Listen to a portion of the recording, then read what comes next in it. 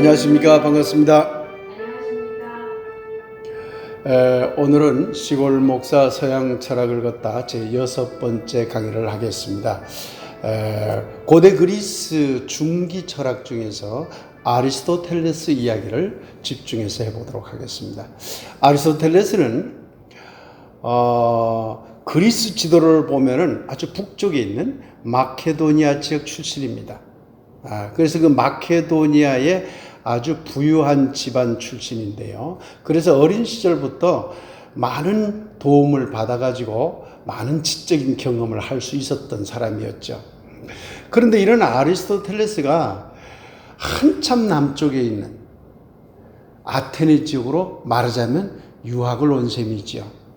그래서 북쪽 우리나라로 치면은 원산쯤에 해당되는 그런 아주 북쪽에서 살았던 아리스토텔레스가 우리나라로 치면은 부산쯤에 해당되는 아테네 지역으로 와서 플라톤 밑에서 한 20여 년을 공부하게 됩니다. 그러니까 플라톤 밑에서 엄청난 기간을 공부했고 많은 이론을 플라톤으로부터 배울 수 있었던 것이죠. 그런데 여러분들이 잘 아는 바대로 아리스토텔레스는 알렉산더 대왕이 마케도니아 출신이거든요. 그러니까 알렉산더 대왕이 어렸을 때 교사로서 알렉산더 대왕을 가르쳤어요. 그러니까 아리스토텔레스 입장에서는 정치적으로도 나중에 알렉산더의 아주 대단한 후광을 얻게 되죠. 그리고 플라톤으로부터도 엄청나게 많은 것을 배우게 되잖아요. 그래서 서양 철학사에서 아주 보기 드문 행운아라고 그렇게 알려져 있습니다. 플라톤은 아리스토텔레스를 보고 매우 뛰어난 제자라고 생각했던 것 같습니다. 아리스토텔레스가 굉장히 부지런했다고 그래요. 그리고 열심히 책을 읽었고 또 굉장히 똑똑했던 것 같습니다. 그러니까 당연히 많은 제자들 사이에서도 아리스토텔레스가 수제자다. 플라톤도 당연히 그렇게 생각을 했지요. 그런데 플라톤이 죽자 플라톤의 학당을 물려줘야 될 시점이 된 거예요. 근데 많은 사람들이 아리스토텔레스가 물려받을 것을 생각을 했는데 놀랍게도 플라톤의 조카에게 그 대표 자리가 넘어갑니다. 그러니까 사실은 아리스토텔레스는 좀 기분이 상했겠지요. 그래서 자의반 타의반으로 그 아테네 학당을 떠나게 됩니다. 그런데 떠나서 아테네 변두리에 학교를 세워요. 아리스토텔레스는 플라톤 자기 스승처럼 자기의 제자들을 별도로 가르치기 시작했던 거죠. 그런데 문제가 생겼어요. 알렉산더 대왕이 젊은 나이에 갑자기 죽었거든요. 그러니까 자기의 정치적 후광 또 여러 가지 학문적으로 도움을 줬던 그런 후광을 갑자기 잃게 됐어요. 그런데 알렉산더 대왕이 죽자 더 큰 문제는 뭐냐면 아테네 시민들이 알렉산더의 지배를 사실 좀 싫어했었거든요. 그래서 알렉산더 대왕이 죽자 반 알렉산더, 반 마케도니아 운동이 일어난 거예요. 이 피해가 아리스토텔레스에게도 그대로 가죠. 왜냐하면 아리스토텔레스는 아테네 시민들이 다 알다시피 마케도니아 출신이고 알렉산더 후광을 받은 사람이잖아요. 그러니까 반마케도니아 운동에 있어서 굉장히 중요한 타켓 중에 하나가 아리스토텔레스가 되어버린 거죠. 그래서 아테네 시민들이 아리스토텔레스를 국가 종교 모독죄, 신성 모독죄 이런 죄목을 걸어가지고 고소를 하죠. 그러니까 아리스토텔레스는 나는 소크라테스처럼 죽지는 않겠다. 그래서 아테네 시민들로 하여금 두 번 다시 철학을 죽이는 일이 없도록 하겠다라는 말을 남기고는 아테네를 떠나서 다른 도시국가로 망명해버리죠. 근데 망명해서 사실 오랜 기간 동안 살면서 더 많은 저수를 남길 수 있었는데 갑자기 병을 얻어서 그 이듬해에 죽었다고 합니다. 아리스토텔레스는 플라톤으로 엄청나게 많은 것을 배웠어요. 그럼에도 불구하고 플라톤의 이론을 상당 부분 넘어섰죠. 그야말로 청출어람을 한 대표적인 학자라고 할 수 있습니다. 아리스토텔레스의 그 저수를 보면은요, 기록에 의하면 150여 편이 넘었다고 합니다. 어마어마한 거죠. 그런데 지금 남아있는 것은 한 30여 편밖에 없다고 합니다. 참 우리 인류 역사에서 안타까운 부분이죠. 그 나머지 수많은 저술도 남아 있었으면은 우리가 더 많은 것을 알 수 있었을 텐데 지금 한 30여 편이 남아 있다고 하는군요. 그런데 아리스토텔레스는 플라톤과 좀 다른 게 있어요. 플라톤은 이른바 철학에 집중했어요. 형이상학, 이데아론에 집중해서 자기 연구도 하고 강의를 했죠. 아리스토텔레스는 플라톤과 달리 매우 다방면의 학문을 연구했습니다. 오늘날로 치면 논리학이나 형이상학이나 철학 이런 것들, 말하자면 인문학 분야도 연구했고 윤리학이나 교육론이나 정치학 같은 사회학 계열의 학문도 연구했고 우주론이라든가 생물학이라든가 자연학이라고 하는 이른바 자연과학에 대한 것도 연구했거든요. 거기다가 예술학까지 연구한 사람이죠. 그러니까 아리스토텔레스가 연구하지 않은 분야가 없다고 할 만큼 매우 다양한 분야에서 박학다식한 연구를 이뤄낸 학자지요. 대단한 학자라고 할 수 있습니다. 그 많은 내용을 저 자신이 대부분 모릅니다. 제가 알고 있는 분야는 기독교와 관련된 몇몇 분야만 제가 알고 있습니다.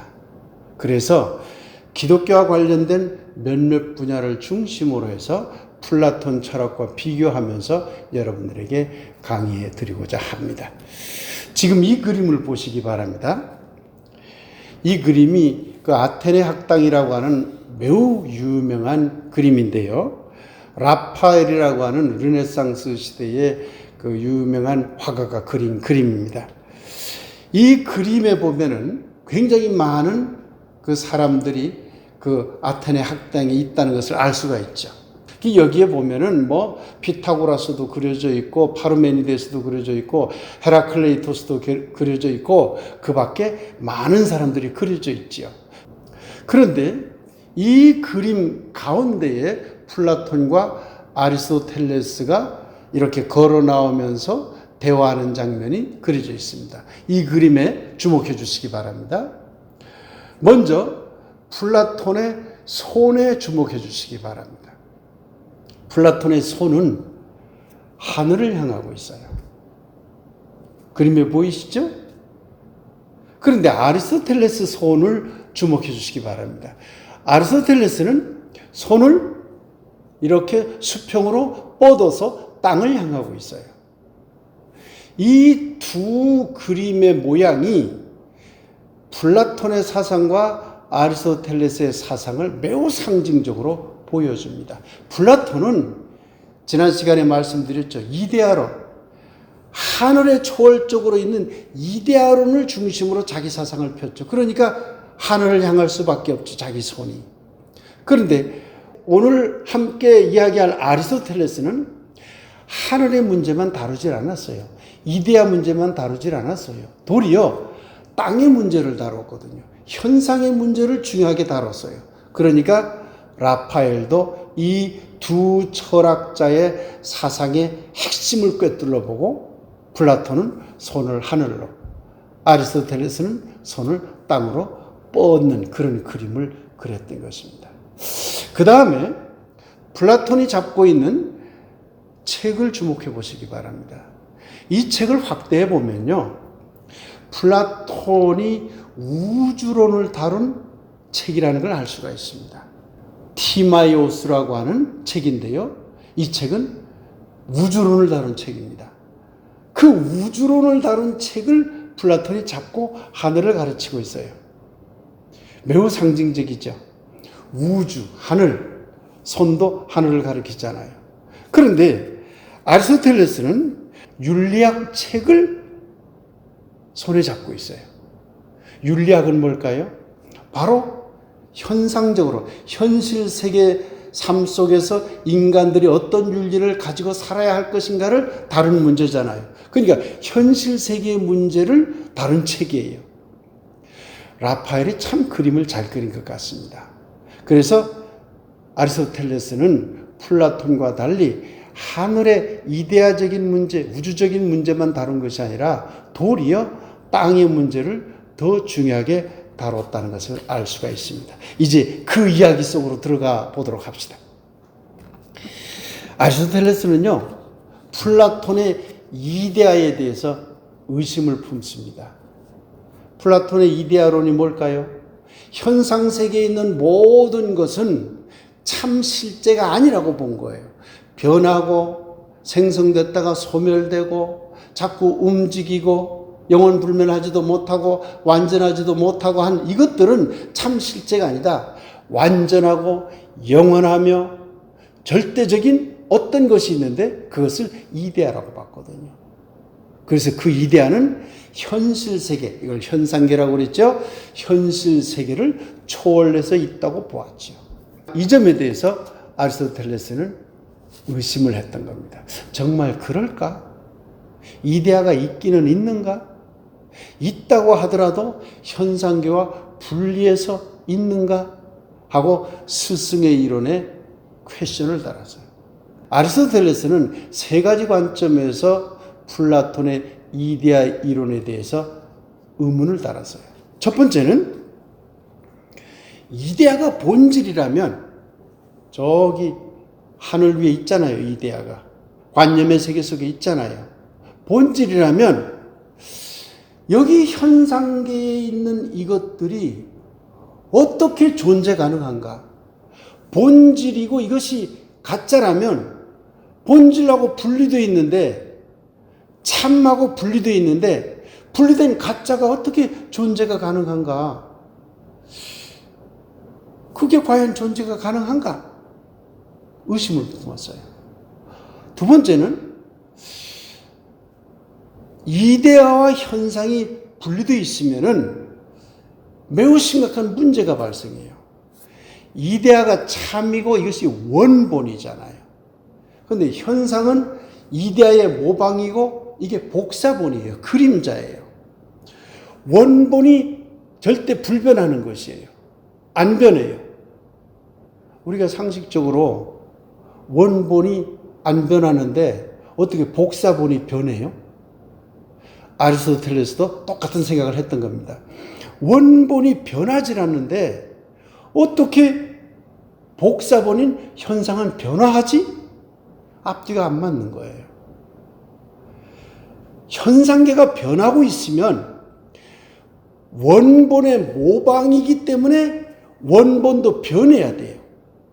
그런데 원본은 안 변한다고 하면서 실질적으로 현상계는 보니까 원본의 그림자이며 원본의 모방이며 원본의 복사본인 현상계는 변한다는 말이죠. 이걸 설명할 수가 없는 거예요. 그러니까 당연히 퀘션을 단 거죠. 세 번째, 보다 더 중요한 관점이 있었어요. 그건 뭐냐면 만일에 원본이 참 실제다. 그래서 플라톤은 이데아가 매우 가치 있는 것이라고 봤고 현상은 이데아에 비해서 가치 없는 것으로 봤잖아요. 그렇다면 문제가 생겨요.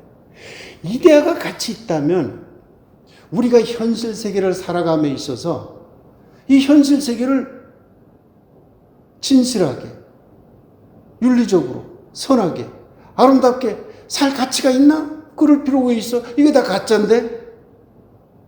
다시 말하면 현실 세계의 삶에 대한 가치를 부여할 수가 없게 되는 거예요. 왜? 이데아에게만 가치가 있기 때문에. 이건 아리스토텔레스에게 있어서는 심각한 문제였죠. 그러니까 당연히 자기 스승인 플라톤의 이데아론에 대한 수정을 하지 않으면 안 된다고 생각을 한 겁니다. 이데아가 있다는 점은 두 사람이 공통된 의견이었어요.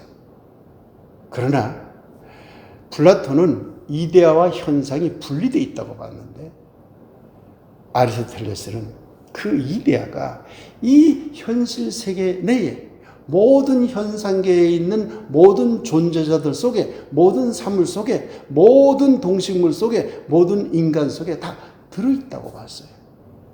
이 점이 매우 중요한 차이입니다. 본질이 이데아라는 점에서는 공통적이었지만 플라톤은 이데아와 현상이 분리됐다고 봤고 아리스토텔레스는 이데아가 현상 속에 내재되어 있다고 봤죠. 그러면 플라톤의 입장에서는 이데아는 같이 있고 현상은 같이 없는 것이 되지만 아리스토텔레스의 입장에서는 이데아가 현상 속에 들어가 있기 때문에 현상 자체가 매우 가치 있게 되는 것이죠. 그러니 당연히 현상에 대한 문제에 관심을 가지고 현상은 어떻게 운동하고 어떻게 변하는가 하는 데 대해 깊이 연구할 수 있게 되었던 것이죠. 만일에요, 이데아가 현상, 우리 이 모든 물질 세계와 분리되어 있다고 생각을 하면요, 사실 우리가 잘 살기 위해서 애쓸 필요가 없어요. 왜? 우리의 삶이 다 가짜가 되잖아요. 가짜인데 우리가 잘 먹고 잘 살기 위해서 왜 노력해요? 이데아만 찾아 나가려고 해야죠.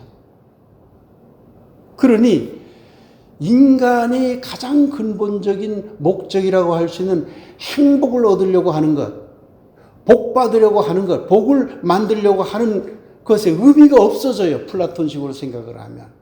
그러나 아리스토텔레스식으로 생각하면 현상이 매우 중요해져서 물질 세계에 대한 학문적 연구가 매우 중요해져요. 그리고 이 현상 세계 속에 일어나는 인간들의 관계에 대한 학문도 매우 중요하게 여겨지게 되고 이 현상 세계 속에서 이루어지는 우리의 삶에 대한 문제, 즉 행복 추구에 대한 문제도 매우 중요하게 여겨지게 된 것이죠. 그래서 아리스토텔레스가 자연도 연구하고 인문학도 연구하고 사회과학도 연구하는 방대한 연구를 할 수 있게 된 것입니다. 현상계는 운동하고 변화합니다.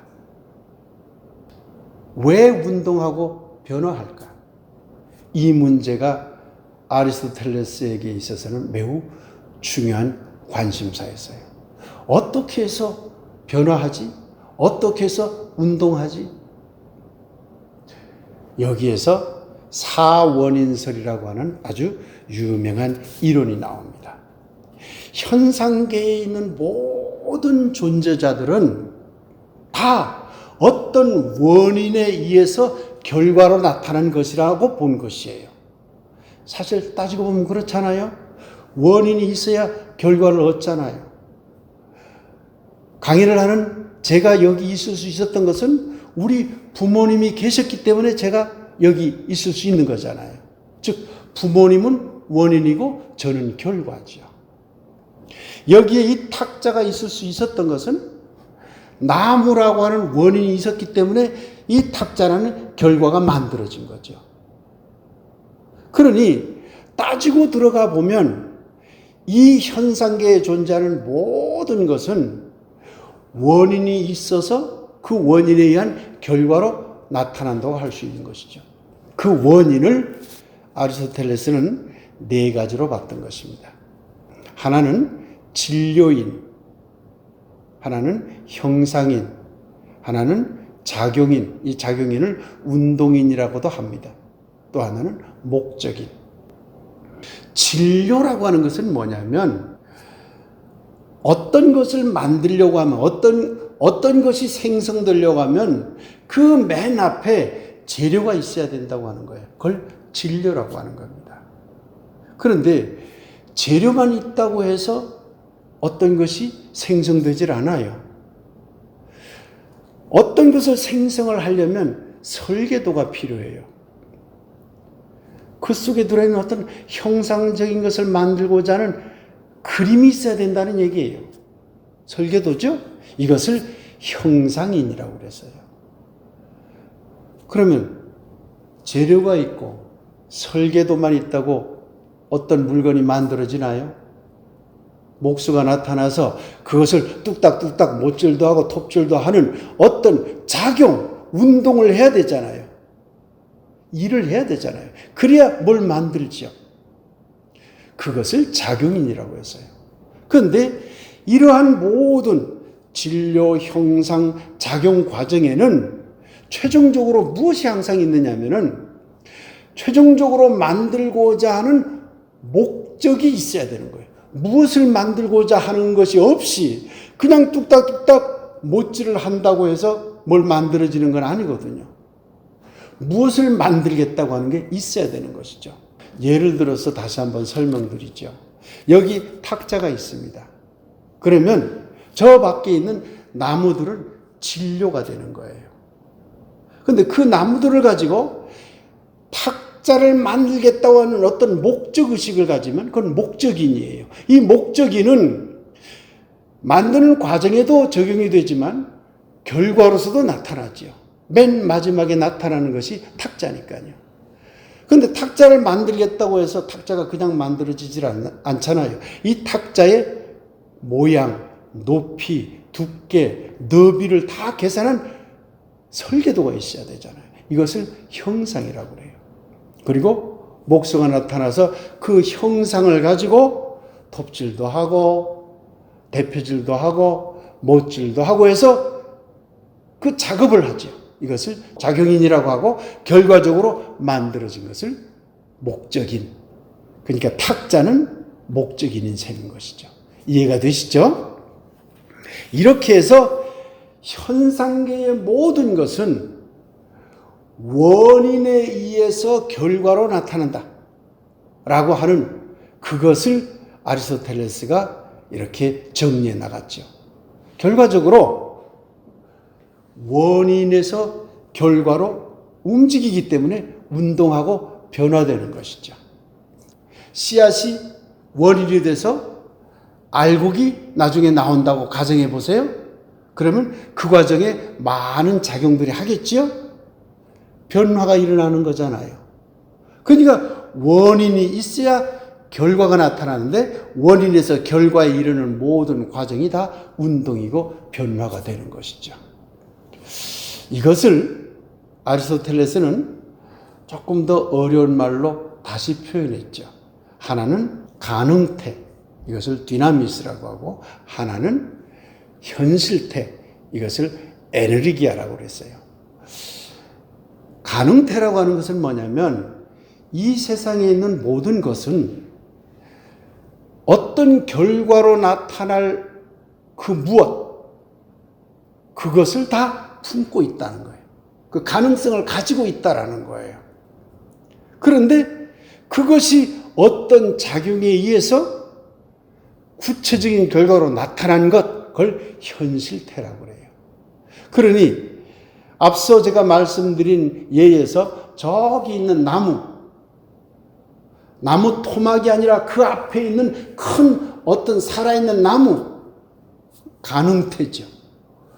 그러나 그 가능태 속에는, 그 나무 속에는 탁자라는 현실태가 있는 거죠.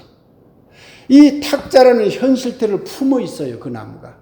그런데 여러 가지 운동과 변화 과정을 거쳐서 탁자가 만들어졌다고 하면 이것은 현실태가 되는 것이죠. 그런데 이 모든 현실태는 또 다른 현실태의 가능태가 돼요. 그러니까 끊임없이 원인은 결과가 되고 그 결과는 또 다른 결과의 원인이 돼요.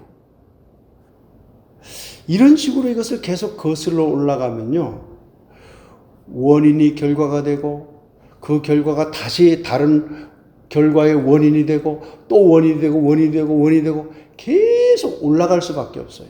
순환적으로 원인을 뺑뺑 돌릴 수밖에 없어요. 우리 어렸을 때 이런 말놀이를 해봤잖아요.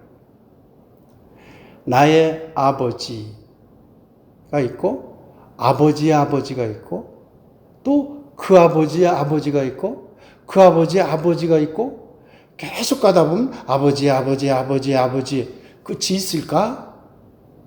이런 우리가 언어 유희를 했어요. 자, 아리스토텔레스 식으로 생각하면 문제가 하나 발생해요. 이것을 아포리아라고 그래요. 아포리아라는 말은 난제, 통로가 꽉 막힌 어떤 것, 그런 걸 말하는데요. 자, 원인이 있어야 결과가 있습니다. 원인이 없으면 결과는 존재할 수가 없어요. 반드시 원인이 있어야 결과가 존재해요. 그런데 결과의 원인을 쫓아가 보니까 그 원인에 또 원인이 있어. 또 원인이 있어. 또 원인이 있어. 원인을 확정할 수가 없어요. 뭐가 원인이지? 확정할 수가 없으면 이 결과를 확정할 수 없어요. 그러니 아리스토텔레스에게 있어서는 이 문제는 매우 심각한 문제가 되는 것이죠. 원인을 확정할 수 없으면 어떻게 결과를 확정하지? 이 현상계를 설명할 수가 없게 되는 거예요. 설명해봤자 그거 아닌데 해버리면 할 말이 없게 되는 거예요. 그래서 아리스토텔레스는 이 난제를 해결하기 위해서 결과로부터 올라가서 원인에 계속 올라간 마지막 지점에 첫 어떤 원인이 있다고 봤어요. 그것은 더 이상 거슬러 올라갈 원인이 없는 맨 처음에 그 무엇이 있다고 봤어요. 이것을 제1의 형상이라고 했죠. 첫 형상은 그 위에 원인이 없는 거예요.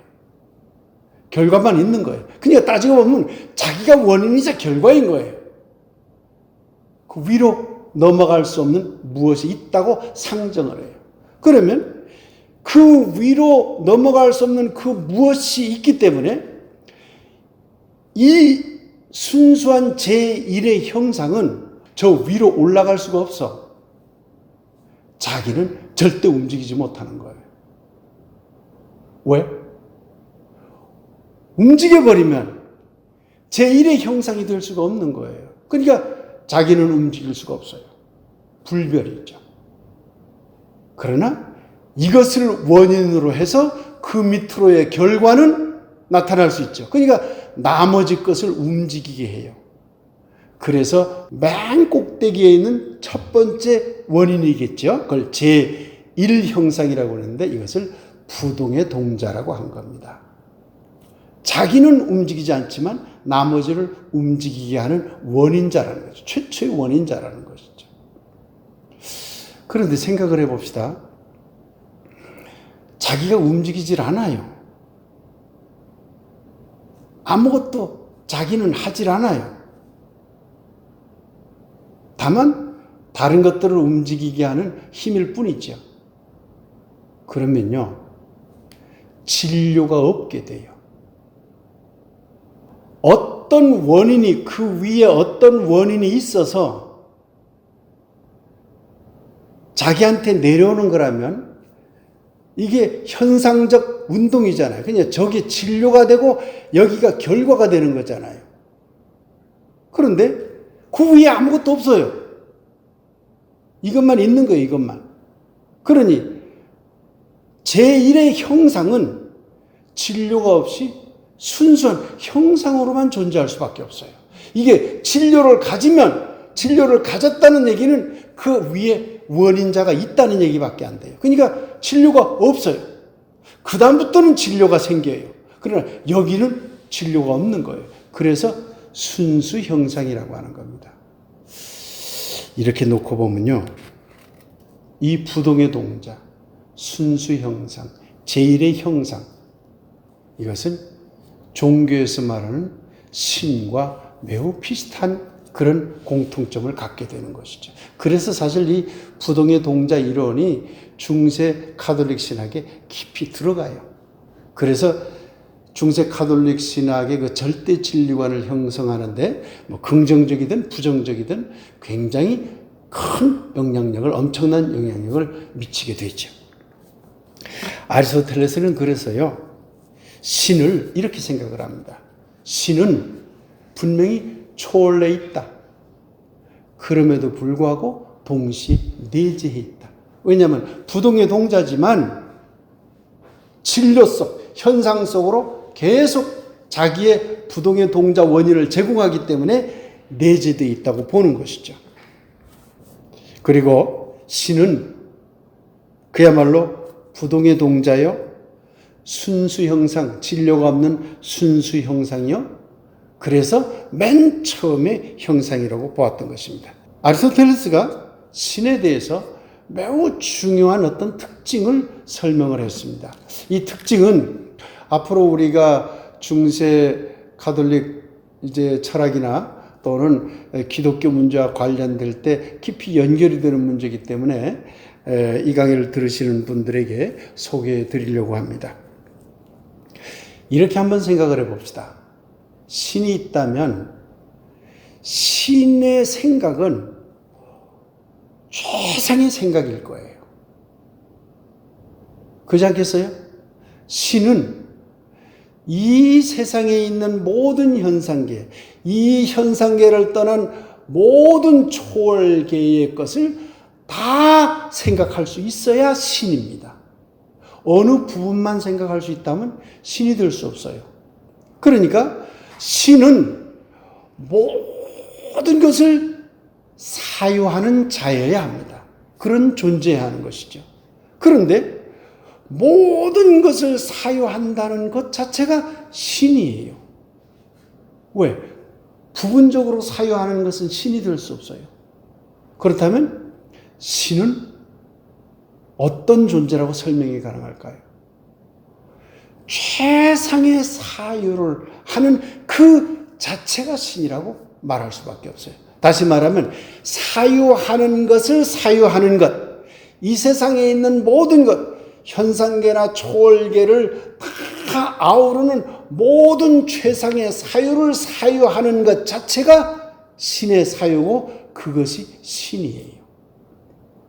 이 문제는 나중에 에크하르트의 신성과 연결이 됩니다.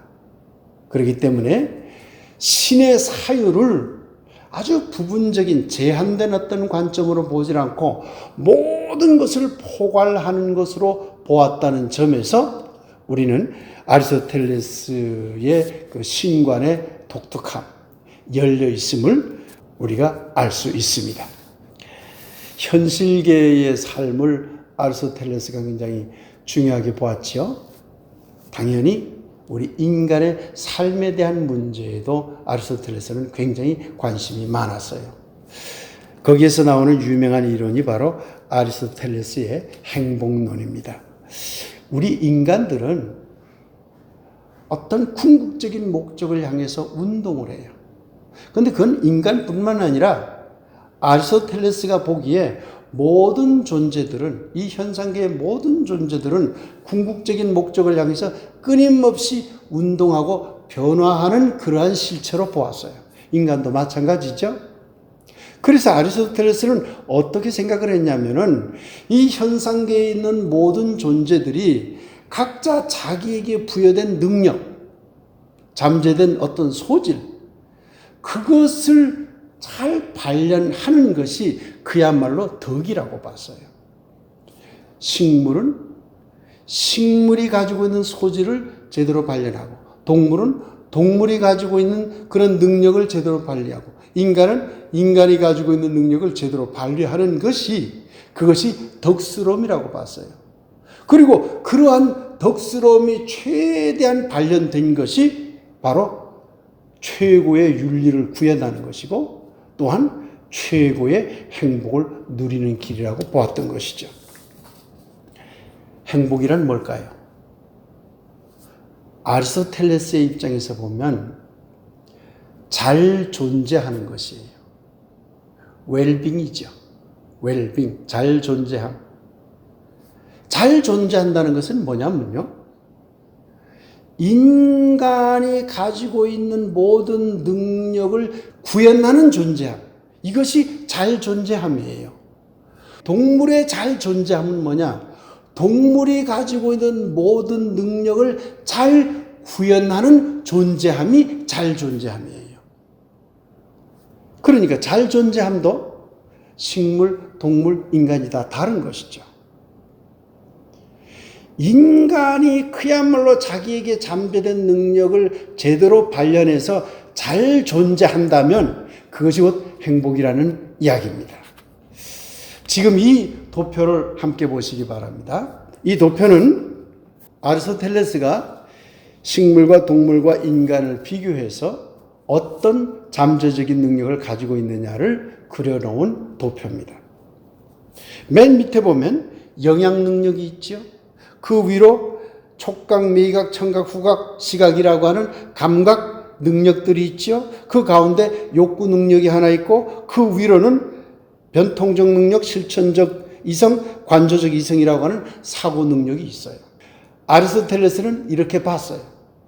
그런데 식물은 영양 능력만 있으면 식물 속에 잠재된 능력이 다 발휘된 것으로 봐요. 식물의 덕이 실현된 거죠. 사실 그렇잖아요. 식물은 움직이지도 못해요. 가만히 땅속에 뿌리 박고 영양만 제대로 빨아들이면 돼요. 그것이 식물의 능력이죠. 근데 동물은 달라요. 동물은 다른 개체를 섭취함으로 영양분을 섭취하기도 하지만 그러나 무엇인가를 느끼기 시작해요. 오늘날 학자들의 입장에서는 아리스토텔레스의 생각을 비판할 수 있을 거예요. 식물도 감각이 있다. 이렇게 얘기할 수도 있겠지요. 그러나 아리스토텔레스, 지금부터 2400년 전에 아리스토텔레스의 생각으로 돌아가 보면 그렇다는 얘기입니다. 동물은 영양 능력을 가지고 있음과 동시에 감각적인 능력을 가지고 있어요. 그렇기 때문에 움직일 수가 있는 거예요. 만져보고 느끼고, 맛봐서 느끼고, 보아서 느끼고, 들어서 느끼고, 그리고 그 위에 욕구 능력도 가지고 있죠. 욕구 능력은 감각 능력보단 아리스토텔레스는 상위 개념으로 봤어요. 그래서 이 욕구 능력은 동물에게도 있다고 봤죠. 배가 많이 불러도 더 먹으려고 하는 욕구도 있다는 거예요, 동물에게는. 그래서 이런 욕구 능력까지를 합친 것이 동물의 능력이에요. 그러니까 동물의 덕스러움은 영양 능력, 여러 가지 감각 능력, 그리고 욕구 능력까지가 잘 발현이 되면 그것은 동물의 덕스러움이 드러나는 것이고 그것이 동물의 행복이라는 것이죠. 그런데 인간은 거기에 그치면 안 된다고 하는 것이죠. 그 위에 변통적 능력이 있고 실천적 이성이 있고 관조적 이성이 있다고 봤죠. 그러면 변통적 능력은 뭐고 실천적, 관조적 이성은 뭘까? 변통적 능력은 좀 간단히 줄여서 말씀드리면 진리를 파악하는 능력이에요. 진선미할 때 진에 해당되는 것이에요. 실천적 이성은 진선미할 때 선에 해당되는 것이에요. 윤리적 그런 능력이에요. 관조적 이성이라는 뭘까? 이것은 진선미할 때 미에도 해당이 되지만 어떤 신적인 감동, 신적인 접합을 통한 감동을 느끼는 단계를 말해요. 그래서 아리스토텔레스는 뭐라고 얘기했냐면 모든 식물과 모든 동물적인 능력을 인간이 갖고 있음과 동시에 그것을 실현해야 됨과 동시에 변통적 능력과 실천적 이성 능력을 갖춰야 된다. 그러나 그야말로 인간이 누릴 수 있는 최고의 행복은 실천적 이성까지만 이루어서 되는 것이 아니다. 관조적 이성까지 이루어야 된다고 봤어요. 이 관조적 이성이 아리스토텔레스 입장에서는 가장 중요한 것이 됩니다. 미적인 감동이 가장 중요한 것이 된다는 얘기예요. 신적인 결합을 통한 그 뜨거운 어떤 경탄의 세계, 감동의 세계를 경험하는 것, 거기까지 가야만 최고의 행복을 누릴 수 있다고 보는 것이죠. 그러니까 아리스토텔레스 입장에서는요, 미라고 하는 것이 매우 중요해지고 거룩함이라는 것이 매우 중요해집니다. 진선미라고 하는 관점에서도 보면 미가 제일 위에 있는 것이죠. 그리고 거룩함, 성도 맨 위에 있는 것이 되는 겁니다. 플라톤 생각하고는 많이 다른 것이죠. 이제 아리스토텔레스의 정치론 이야기로 넘어가 보겠습니다. 당연히 현상계의 삶을 중요하게 여기기 때문에 정치에도 아리스토텔레스는 깊은 관심을 가졌지요. 물론 플라톤도 깊은 관심을 가졌지요. 이 두 사람을 비교하면서 좀 설명을 해드리겠습니다. 아리스토텔레스는 플라톤의 어떤 정치에 대한 생각과 상당히 다른 생각을 했습니다. 플라톤은 어떤 생각을 했느냐? 국가가 책임지고 사람들을 가르치고 이상적인 국가를 만드는데 국가 주도로 그 국민들을 이룰 수 있도록 국가 전체주의적인 사상을 가지고 국가를 바라봤어요. 그런데 아리스토텔레스는 이 문제에 대해서 플라톤과 상당히 다른 생각을 가지죠. 아리스토텔레스 입장에서 보면 현상계의 삶이 매우 중요하고 또한 개인의 삶, 개인의 행복 추구가 매우 중요해져요. 그런데 국가가 개인의 행복을 좌지우지한다? 그것은 아리스토텔레스 입장에서는 못마땅한 얘기죠. 당연히 아리스토텔레스는 어떻게 생각을 했냐면 개인의 행복 추구들이 극대화되고 그런 개인들이 작은 공동체를 이루고 그 작은 공동체가 점점 큰 공동체를 이루면서 형성되는 전체가 국가라고 봤어요. 출발이 어디에 있나요? 개인에게 있었던 것이죠. 플라톤은 민주정치를 별로 좋아하지 않았어요. 특히 대중을 좀 어리석게 봤어요. 그런 많은 대중들이 결정한 결과가 이게 정의가 될 수가 없다. 철학자들이 이데아적인 것을 추구한 그 결과가 그게 정의지 대중들이 결정한 게 무슨 정의냐. 그래서 자기 스승 소크라테스를 죽였다고 본 거 아니에요. 그러니까 대중들의 의견이 모아지는 정치, 그 직접 민주정치로서의 그 민주정을 플라톤은 싫어했죠. 그런데 아리스토텔레스 입장에서 보면 민주정을 싫어할 수가 없어요. 왜 그러냐면 현상계의 일반적인 사람들의 삶이 중요하잖아요.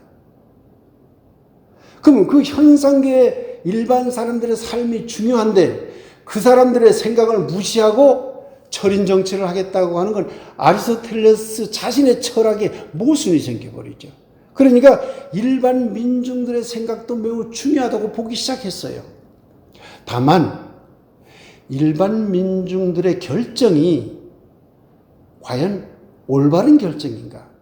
반드시 정의로운 결정인가? 그렇지는 않다고 봤죠. 일반 대중들이 이데아를 찾고 지혜를 찾고자 하는 본능적인 욕구는 가지고 있지만 앞서 말씀드렸던 변통적 능력, 실천적 이성, 관조적 이성을 갖고 있지만 그렇다고 해서 그들 모두가 결정하는 것이 최고의 정의로움에 이른다고 보지는 않았지요.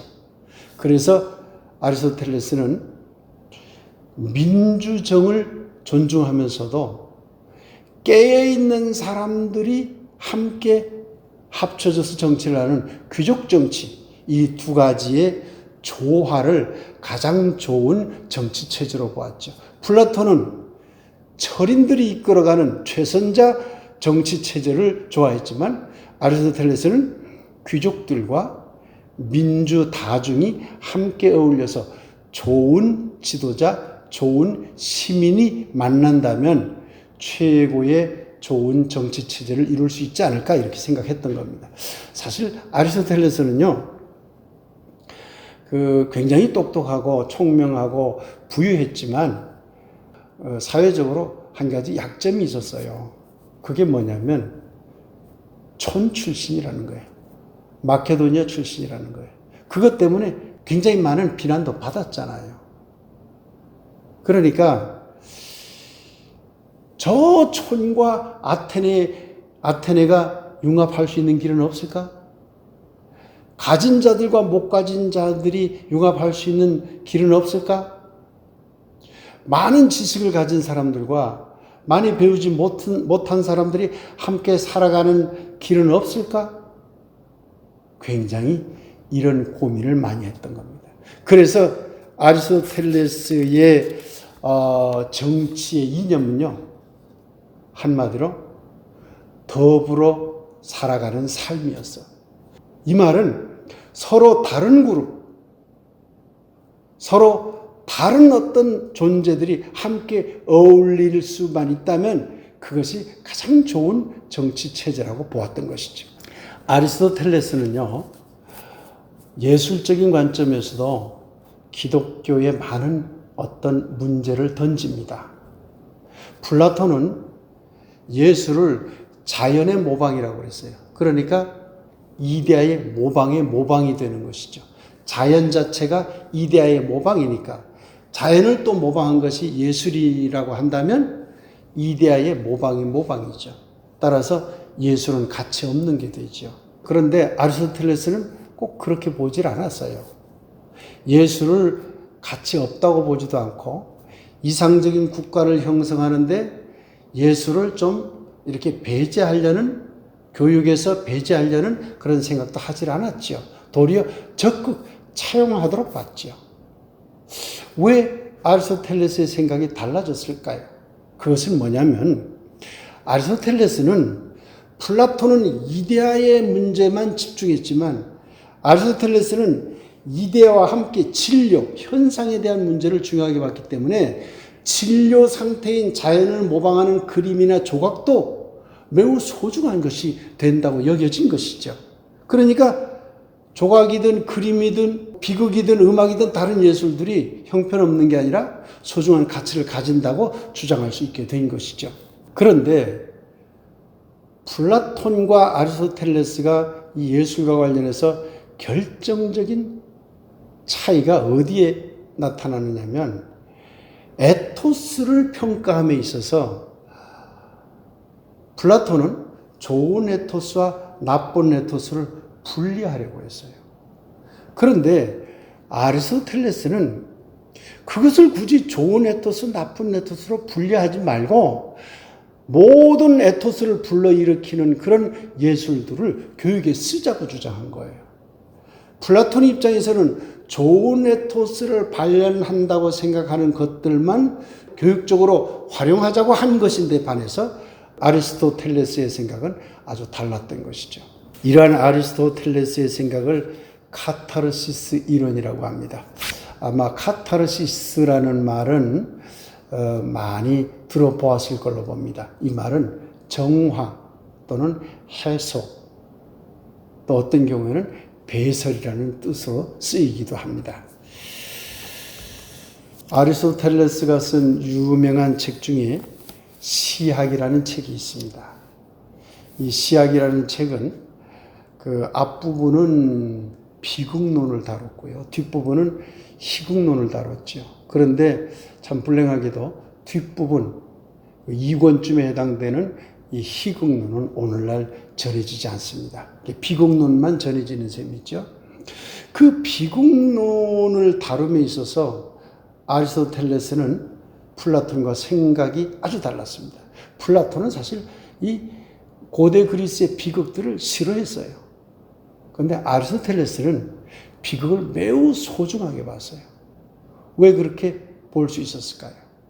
사실 비극이라고 하는 것은 특히 고대 그리스의 비극은 아리스토텔레스의 분석에 의하면 연민과 공포심을 불러일으킨다고 봤어요. 아마 비극이라는 연극을 감안해 보면 충분히 그럴 수 있을 거예요. 연민, 공포, 어떨 때는 두려움, 어떨 때는 슬픔, 이런 걸 느끼게 되잖아요. 그런데 연민이라든가 공포라든가 두려움, 플라톤의 입장에서 보면 이건 나쁜 에토스예요. 우리를 자꾸 연민에 빠뜨리고 나약하게 빠뜨리면은 나쁜 에토스잖아요. 우리를 막 두렵게 하고 벌벌 떨게 하고 이렇게 만들면 그것도 나쁜 에토스잖아요. 그런데 아리스토텔레스 생각은 달랐던 거죠. 그것이 그렇게 그런 에토스를 불러일으킨다 하더라도 그것을 예술적으로 사용을 해서 교육적으로 활용을 해야 된다고 보는 것이에요. 왜 그럴까요? 연민을 불러일으키고 공포를 불러일으키는 어떤 에토스가 있다 하더라도 그것을 예술적으로 경험을 하게 되면 내 속에 있는, 본래부터 내 속에 있는 연민의 감정이나 공포의 감정이 연극을 통해서, 예술적인 경험을 통해서 다 정화되고 해소돼 버리는 거예요. 그렇기 때문에 실제 생활에서는 도리어 연민감도 없어지고 공포심도 사라지게 된다고 보았어요. 플라톤은 그걸 보여주면 도리어 실제 생활에도 연민이 더 쌓이게 되고 공포가 더 일어나게 된다고 봤는데 아리스토텔레스는 정반대로 해석한 거죠. 해소가 되어버리기 때문에 거의 일어나지 않는다고 본 거예요. 여러분들의 생각은 어떤지 모르겠습니다. 이 문제는 오늘날까지도 갑론을박을 합니다. 쉬운 예로 폭력물 동영상을 아이들이 본다. 그걸 허용해야 될까요? 완전히 금지해야 될까요? 사실상 오늘날 많은 사람들이 허용을 하고 있잖아요. 아이들이 보는 그 게임 동영상이나 만화 동영상 보세요. 뭐 칼로 사람을 찔러 죽이고 하는 건 다반사예요. 총으로 수없이 많은 사람들을 다다다다다 쏘아 죽이는 그런 동영상들이 다 나돌아다니잖아요. 아이들에게 다 노출이 돼 있죠. 플라톤식으로 보자면 그건 전부 금지해야 되죠. 그런데 아리스토텔레스식으로 보면 그게 지나치지만 않으면 어느 정도 허용해도 된다고 볼 수 있는 것이죠. 왜? 그렇게 해야 우리 인간의 그 본능 속에 숨겨져 있는 폭력성, 이것을 그런 동영상을 통해서 이미 다 해소해버리기 때문에 실생활에서는 폭력성이 드러나지 않는다. 이렇게 주장할 수 있기 때문에 그렇습니다. 이제 오늘 아리스토텔레스 이야기 중에서 기독교와 관련될 수 있는 이야기들을 중심으로 해서 여러분들에게 강의를 했습니다. 이야기를 다시 한번 정리하면 이데아라고 하는 이론을 플라톤은 현상과 분리된 것으로 봤지만은 아리스토텔레스는 이데아가 현상 속에 내재되어 있다고 봤다. 그렇기 때문에 이 현상계의 삶을 매우 중요하게 관찰 대상으로 여기게 됐다. 그래서 다양한 학문을 할 수 있는 백그라운드를 가지게 됐다고 하는 말씀을 드렸죠. 그래서 아리스토텔레스는 현상계 연구를 하면서 인간의 행복론을 연구하고 인간들의 관계 속에서 정치를 연구하고 그리고 카타르시스 이론을 내세우게 됐던 것입니다. 이러한 아리스토텔레스의 영향이 후대에 엄청난 영향을 미칩니다. 학문적으로도 그렇고 종교적으로도 엄청난 영향을 미쳐요. 여기서 한 가지 여러분들이 꼭 기억해야 될 것은 아리스토텔레스의 사상이 유럽의 고대, 중세, 근대에 큰 영향을 미쳤다라고 하는 것은 짐작할 수 있겠지만 많은 사람들이 놓치는 게 하나 있어요. 여기서 꼭 여러분들 기억해 둬야 될 게 있습니다. 그건 뭐냐면 이슬람 문화권에도 아리스토텔레스 사상이 엄청나게 영향을 미쳤다고 하는 사실입니다. 플라톤의 사상은 이슬람 문화에 아리스토텔레스 사상만큼 영향을 미치지 못했어요. 그런데 아리스토텔레스 사상은 이슬람에 엄청나게 영향을 미칩니다. 이 점은 나중에 우리가 중세 들어가고 근대 들어가서 공부할 적에 다시 한 번 더 아리스토텔레스의 사상이 이슬람 사상과 어떻게 만나는가 하는 것을 말씀드리도록 하겠습니다. 중세 교회에 큰 영향을 미쳤다고 하는 것은 제가 기회 있을 때마다 말씀을 드렸는데요. 플라톤의 사상이 중세 전반부에 큰 영향을 미쳤다면 아리스토텔레스 사상은 중세 후반부에 큰 영향을 미쳤어요. 사실 중세 후반부라기보다는 엄밀하게 말하면 중세 말기에 영향을 미쳤어요. 13세기 그쯤에 영향을 미친 거거든요. 13세기라고 하면 생각해 보세요. 아리스토텔레스가 기원전 4세기 사람이잖아요. 거의 한 1500년 후에 아리스토텔레스 사상이 중세 카톨릭 사상으로 깊이 들어가게 된다는 이야기입니다. 놀라운 일이죠. 상당히 시간적인 간격이 있었음에도 불구하고 중세 사회, 유럽 사회에 엄청난 영향을 미치게 됩니다. 그 엄청난 영향을 미치게 된 그 배경에는 토마스 아퀴나스라고 하는 신학자가 있습니다. 이분에 대해서는 중세에 가서 자세히 말씀드리겠습니다. 부동의 동자 이론, 중세 가톨릭 교회의 절대 진리관을 세우는데 막강하게 영향을 미쳤죠. 그게 긍정적이든 부정적이든 간에. 현상계의 중요성, 사실요 중세 말기 전까지는 현상계가 중요하다고 보질 않았어요. 중세 가톨릭이. 저 죽은 다음에 천당 세계, 이데아 세계만 중요하게 본 거예요. 그런데 토마스 아퀴나스에 의해서 아리스토텔레스 사상이 들어가면서 현상계의 삶도 중요하다, 우리 육체적인 삶도 중요하다라는 이론들이 교회 속으로 들어가게 된 거예요. 긍정적인 영향도 상당히 많이 미쳤습니다. 정의론. 플라톤의 입장에서 보면 신적인 판단이 모든 정의로움의 판단 준거였어요. 그런데 아리스토텔레스 입장에서 보면 이데아적 판단이 정의로움이 아니라 인간적 관계에서 정의가 형성된다고 봤거든요. 그러니 당연히 교회의 정의로움이 인간관계의 정의로움으로 변할 수 있는 물꼬를 터준 것도 아리스토텔레스입니다. 엄밀하게 보면 아리스토텔레스의 사상도 플라톤처럼 이원론 사상입니다. 사실 이원론을 그렇게 쉽게 벗어나기 어려워요. 영혼과 육체를 나눴고 이데아와 현상을 나눴잖아요. 또 선과 악을 나눴어요. 그럼에도 불구하고 플라톤은 이것을 냉정하게 나눴는데 아리스토텔레스는 이것을 상당히 융합하는 쪽으로 자기 이론을 끌고 갔거든요. 그렇기 때문에 아리스토텔레스 이론이 중세 후기부터 이원론을 완화하는 쪽으로 많이 영향을 미칩니다. 그러다가 근대에 이르러서 도구적 이성이 나와서 이원론이 더 강화돼 버리긴 하지만 아리스토텔레스 영향이 이원론을 해소하는데 다소의 긍정적인 영향을 미친 것도 사실입니다.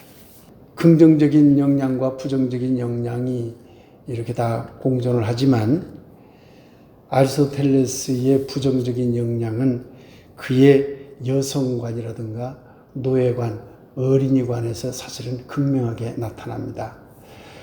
나중에 이 문제에 대해서 자세하게 말씀드릴 기회가 있을 겁니다만은 사실 아리스토텔레스의 노예, 여성, 어린이관은 중세뿐만 아니라 근대에까지 계속 영향을 미쳐요. 그러니까 아리스토텔레스는 여성을 뭐라고 봤느냐? 남성의 지배를 받아야 할 당연한 존재라고 봤어요. 여성은 노예보다는 위라고 봤어요. 노예보다는. 그래서 생각할 수 있는 능력은 다소 있다고 봤어요.